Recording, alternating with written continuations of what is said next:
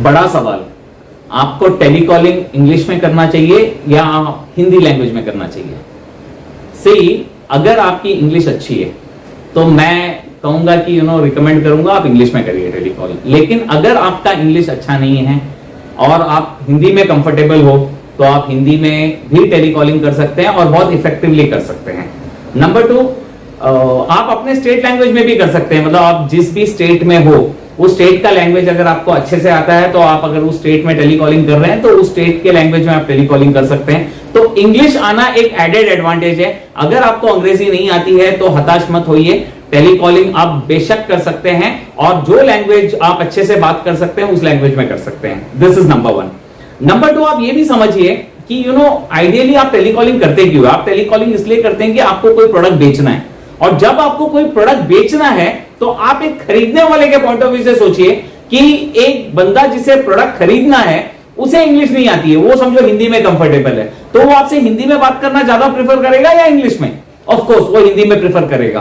तो mostly India में रहने वाले सारे लोगों को हिंदी आती है, और अगर हिंदी नहीं भी आती है तो लोकल स्टेट का लैंग्वेज में वो ज्यादा कंफर्टेबल होते हैं। और अगर आप उस लोकल स्टेट में टेलीकॉलिंग कर रहे हो तो उस लोकल स्टेट की लैंग्वेज आती है। तो बिजनेस की लैंग्वेज जो है, जो धंधे की लैंग्वेज है, वो हिंदी है या वो उस स्टेट की लोकल लैंग्वेज है जिसमें वो कस्टमर जो खरीदना चाहता है आपका प्रोडक्ट या सर्विस वो बात करने में कंफर्टेबल है। इंग्लिश तो आइडियली इंप्रेस करने की लैंग्वेज है। तो अगर आप अपना टेलीकॉल इंग्लिश में स्टार्ट करते हैं पर फिर क्लाइंट अगर हिंदी में आ जाता है तो बेहतर है कि आप भी हिंदी में आ जाओ, रादर देन वो हिंदी में बात कर रहा है और आप फिर भी उसमें इंग्लिश में लगे हुए हो। ये मैं उन लोगों के लिए बोल रहा हूं जिनकी इंग्लिश अच्छी है और वो इंग्लिश में टेलीकॉलिंग करना चाहते हैं। उनको भी मैं यही सजेस्ट करूंगा कि क्लाइंट से उनके लोकल लैंग्वेज में बात करिए, जिस लैंग्वेज में क्लाइंट आपसे बात करने में ज्यादा कंफर्टेबल है। अब आ जाते हैं आगे। अभी हमने हमारे पिछले वीडियो में ये समझा कि how to open the call, और हमने 2 चीजें सीखी कि जब भी हम कॉल ओपन करते हैं तो हमें 2 चीजें बतानी चाहिए। नंबर 1, अपने आप को इंट्रोड्यूस करो, और नंबर 2, अपने पर्पस ऑफ द कॉल बताओ कस्टमर को वेरी क्लियरली कि आपने उनको क्यों फोन किया है। तो आज हम डिटेल में समझेंगे कि एक टेलीकॉल कैसे करना चाहिए। नाउ सी, जब भी आपके पास कोई डेटा आता है तो आइडियली उस डेटा में 2 चीजें होती है मोस्टली। एक कंपनी का नाम होता है, दूसरा कंसर्न पर्सन का नाम होता है, जिससे क्लाइंट का नाम होता है जिससे आप बात कर रहे हो, राइट। अब एज्यूम करो कि कंपनी का नाम है अग्रवाल एक्सपोर्ट्स और वो जो कस्टमर है उनका नाम है मिस्टर अग्रवाल। ओके, सो अब मोस्टली अब मुझे बहुत सारे टेलीकॉल्स आते हैं, तो आइडियली मैंने देखा है टेलीकॉलर जो बात करते हैं अगर वो हिंदी में बात करते हैं तो ये कहते हैं कि क्या मेरी बात अग्रवाल एक्सपोर्ट के अग्रवाल जी से हो रही है। सो आइडियली इसमें कुछ गलत नहीं है, द कॉल इज गुड, सारा चीज अच्छा है, पर मैं सजेस्ट करूंगा, मेरा रिकमेंडेशन है कि आपको आइडियली इस एक शुरुआत जो है वो इंग्लिश में करिए। सिर्फ 3 वर्ड सीख लीजिए, बहुत आसान है सीखना। तो tell him that is it mister Agrawal from Agrawal exports. तो आइडियली आपने क्या बोला, इज इट और फ्रॉम, ये 3 शब्द ही आपके अंग्रेजी के हैं, बाकी सारा का सारा हिंदी है। Is it mister Agrawal from Agrawal exports. तो आप इस तरह जब आप क्लाइंट को पूछते हैं तो इसका एक सबसे बड़ा एडवांटेज जो है वो ये है कि क्लाइंट सोचता है कि ये वो बंदा है जो मेरे कंपनी का नाम जानता है, ये वो बंदा है जो मेरा नाम जानता है। तो आइडियली ये इसने कुछ होमवर्क करके कॉल किया होगा, तो उसका आपसे बात करने का जो चांसेस है, आपको पॉजिटिव यस बोलने का जो चांस है वो बहुत बढ़ जाता है। वरना हमने बहुत बार देखा है कि आप जैसे ही बोलते हो क्या मेरी बात अग्रवाल एक्सपोर्ट के अग्रवाल जी से हो रही है या मेरी बात अग्रवाल जी से हो रही है, तो जैसे ही आप ये बोलते हो सामने वाला फोन काट देता है, क्योंकि आपका जो बात करने का जो लाइन है, क्या मेरी बात अग्रवाल एक्सपोर्ट से हो रही है, तो ये सारे लोग जितने भी लोग टेलीकॉल करते हैं वो यही करते हैं। तो ये फर्स्ट लाइन सुनते बराबर उसके समझ में आ जाता है कि ये किसी टेलीकॉलर का फोन है, तो वो अपना वक्त देना ही नहीं चाहता, वो पहले ही काट देता है। So when you say is it Agrawal from Agrawal exports, तो सामने वाले को आप एक अलग तरीके से अप्रोच कर रहे हो, नंबर 1। और नंबर 2, इज इट बोल रहे हो मतलब आप उसको बहुत ज्यादा तवज्जो नहीं दे रहे हो, आप इस तरीके से बात कर रहे हो कि आप you are not a telecaller, आप उनसे पैरेलल लेवल पे बात कर रहे हो। और ये भी चीज याद रखना, बिजनेस सी, आप जब क्लाइंट से कॉल कर रहे हो तो आप अपने आप को छोटा मत समझिए। डीलिंग हमेशा बराबर वालों में होती है, ये बात आप हमेशा ध्यान में रखना। मतलब आइडियली बराबर वालों में, मतलब मैं ये नहीं बोल रहा हूं कि भाई हैसियत से बराबर हो, बट आइडियली आपको at par, intelligence level wise आपको एट पार बात करनी पड़ेगी कस्टमर से, कि उनको ऐसा लगना चाहिए कि आप किसी वो एक कोई रिस्पॉन्सिबल पर्सन से बात कर रहे हैं जिनके साथ वो आगे जाके डीलिंग कर सकते हैं। राइट? अगर उनको ऐसा लगेगा कि वो आपके साथ डील नहीं कर सकते हैं तो आइडियली वो आपसे बात करने में इंटरेस्ट लेगा नहीं और फोन काट देगा। ज्यादातर जो कॉल्स वो पहले लाइन में कट जाते हैं वो हमारे बात करने के तरीके से ही कट जाते हैं। तो मेरा स्ट्रॉन्ग रिकमेंडेशन है इस तरीके से कॉल को ओपन करिए। आप किसी भी लैंग्वेज में बात कर रहे हो, शुरुआत ऐसे करिए, is it mister Agrawal from Agrawal exports. अगर आपके पास कंपनी का नाम है और समझो क्लाइंट का नाम नहीं है तो you can say is it Agrawal exports. और अगर आपके पास कंपनी का नाम भी नहीं है और सिर्फ क्लाइंट का नाम है तो you can say is it mister Agrawal, right? So ideally try to use the word is it rather than क्या मेरी बात अग्रवाल एक्सपोर्ट के अग्रवाल जी से हो रही है या क्या मेरी बात अग्रवाल जी से हो रही है। तो जैसे ही आप ये बहुत सोफिस्टिकेटेड बनाने की कोशिश करते हो तो सामने वाले को एक मैसेज ही जाता है कि आप टेलीकॉलर हो। तो अवॉइड डूइंग दिस। तो मैंने जो आपको बताया उसे फॉलो करो। आप जैसे आप बोलोगे is it mister Agrawal from Agrawal exports, आप सामने वाले का चांसेस बहुत है कि वो आपको यस बोल दे। अब अगर उसने यस बोला मतलब आप सोचिए कि सबसे बड़ा एडवांटेज है उसने फोन काटा नहीं, क्योंकि हमने देखा है बहुत बार टेलीकॉल में पहले लाइन पे ही फोन कट जाता है, राइट? अब यहां फोन नहीं कटा और उसने यस बोला मतलब आपने एक क्यूरियोसिटी जगा दी उसके मन में कि ओके आप क्या बोलना चाहते हो वो सुनना चाहता है, राइट? अब वक्त आ गया जो मैंने अपने पिछले वीडियो में बताया था, इंट्रोड्यूस योरसेल्फ। अब जब आप अपने आप को इंट्रोड्यूस करते हो साथ ही tell the purpose of your call as well. ये दोनों चीजें एक ही साथ जानी चाहिए। ऐसा नहीं कि मैं b2bbazaar.com से बोल रहा हूं कि मैंने इंट्रोड्यूस तो कर दिया पर मैंने आगे कुछ बोला नहीं, तो मैंने एक पॉज ले लिया तो सामने वाला उतने पे फोन रख देगा। तो आपको ये दोनों चीजें एक साथ बोलनी चाहिए। जैसे फॉर एग्जांपल मैं b2bbazaar.com से बोल रहा हूं, हम आपके सारे प्रोडक्ट्स एंड सर्विसेज को गूगल में प्रमोट करते हैं और आपके कंपनी को बिजनेस इंक्वायरीज और लीड्स दिलाते हैं। सो आपने अपने कंपनी का नाम बता दिया और आपने उनको ये भी बता दिया what is the purpose of your call.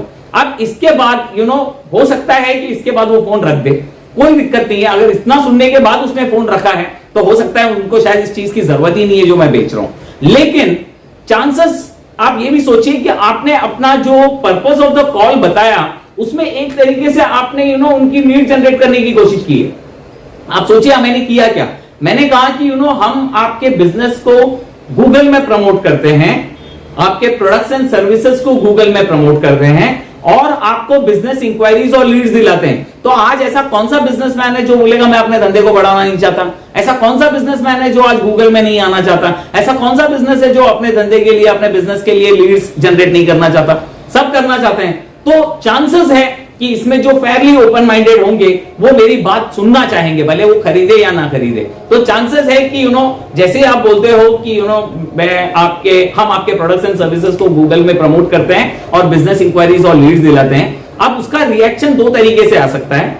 Number 1 वो हाँ बोलेगा या नंबर 2 क्लाइंट शांत हो जाएगा। अब सोचिए क्लाइंट शांत है पर उसने फोन काटा नहीं है, तो वो एक तरीके से उसकी मौन स्वीकृति है। वो आपको बोल रहा है ठीक है आगे बोलिए, राइट? अगर उसे बात नहीं करनी होती तो फोन काट देता। अगर उतने में उसने फोन नहीं काटा है तो इसका मतलब he is interested. He is not interested in buying your product but at least he is interested कि he is allowing you to talk one more line. तो आपको एक और लाइन बोलने का उसने मौका दे दिया है क्लाइंट ने, तो अब आपको अगला स्टेटमेंट बोलना चाहिए।